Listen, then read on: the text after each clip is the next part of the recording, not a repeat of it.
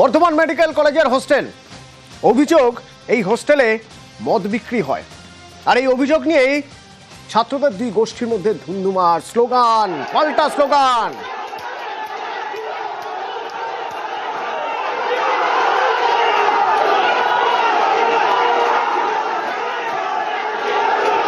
শরদিন্দু রয়েছে আমার সঙ্গে ফোনে।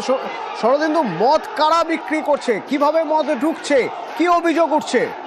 দেখো, অভিযোগ উঠছে যে বয়েজ হোস্টেলের 7 নম্বর হোস্টেল থেকে এই যে কলেজের বাৎসরিক অনুষ্ঠান যে স্পন্দন, সেই স্পন্দন অনুষ্ঠান চলাকালীন মদ বিক্রি হয়েছিল এবং পড়ুয়ারাও দেদার সেই মদ্যপান করে এবং এই মদ বিক্রি বেআইনি এবং এই ঘটনার সঙ্গে যারা যুক্ত তাদের চিহ্নিত করে দৃষ্টান্তমূলক শাস্তি দিতে হবে এই দাবি করে মেডিকেল কলেজের প্রিন্সিপালের কাছে অভিযোগ জানিয়েছিল পড়ুয়াদের একাংশ।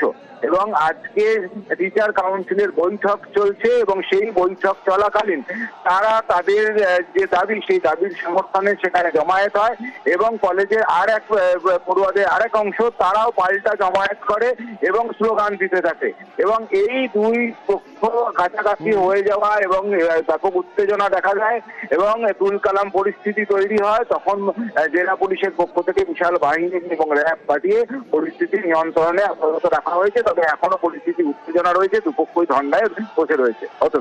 ধন্যবাদ। কলেজে সুস্থ শান্তির পরিবেশ ফিরিয়ে দিতে হবে, অসাধু লোকজনদেরকে বের করতে হবে, সত্য এবং সততার সাথে কলেজ চলবে। এখানে লোকেরা ডাক্তার হতে এসছে, রেপিস্ট, ক্রিমিনাল বা সেক্সুয়াল অ্যাসল্টার নয়। কারণ আমাদের মনে হচ্ছে এত কিছুর পরে কর্তৃপক্ষ এই 15 জনের কাছে বেশি প্রিয়। গোটা কলেজ কি চাই তাই নয়, কারণ এদের কাছে হয়তো প্রিন্সিপালের কোনো লুকোনো ধন রয়েছে বা আমাদের কর্তৃপক্ষের কোনো লুকোনো ধন রয়েছে, যার জন্য আজকে ওরা সামনে দাঁড়িয়ে রয়েছে আর কলেজের এখানে আপামোর 300 থেকে 400 ছাত্রছাত্রী দাঁড়িয়ে রয়েছে। 20 তারিখ এবং 21 তারিখ সেপ্টেম্বর মাসের যে স্পন্দন অনুষ্ঠান হয়, সেখানে বয়েজ হোস্টেল 1 রুম নম্বর 7 থেকে অনৈতিক এবং অবৈধ উপায়ে মদ বিক্রি করা হয়েছিল। সেই মদ বিক্রির যে ভিডিও, ছবি সব প্রমাণ নিয়ে আমরা ম্যামের কাছে একটা অভিযোগপত্র জমা দিই। সেই নিয়ে আজকে একটা বৈঠক বসেছে। আমাদেরকে প্রথমে এখান থেকে বের করে দেওয়া হচ্ছিল। আমরা বলেছিলাম সবাই বেরিয়ে গেলে আমরাও বেরিয়ে যাব, কিন্তু শুধুমাত্র আমাদেরকেই বার করা হয়, ওদেরকে বার করা হয়নি। সেই জন্য আমরা আবার এখানে এসে ধর্নায় বসেছি।